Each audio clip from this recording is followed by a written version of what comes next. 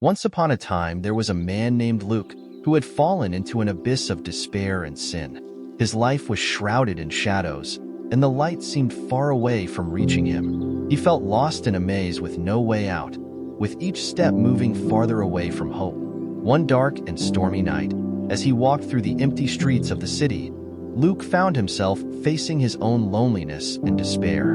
Aimlessly, he staggered between shadows of his past and fears of the future. In the midst of his despair, a stranger crossed his path. He was a man with a kindly countenance and eyes full of compassion. Without judgment, he extended a hand to Luke and offered him help. This man, named Gabriel, not only gave him a word of encouragement, but also told him of God's unconditional love. Although at first Luke resisted, Gabriel's words resonated in his heart. He began to realize that the light of hope was not as far away as he thought. Through the presence and love of this stranger, Luke experienced a glimpse of God's love.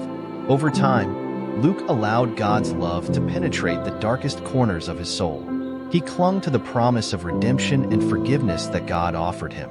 With each step into the light, he felt the weight of his burden lighten. Guided by God's loving hand and Gabriel's constant support, Luke found his way to redemption. As his heart was transformed, so was his life.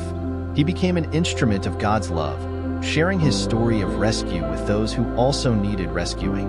In the heart of darkness, Luke found the light of God's love. His encounter with Gabriel was not a coincidence, but a divine intervention. Through God's unconditional love and the compassion of a stranger, Luke was rescued from the depths of his despair and sin.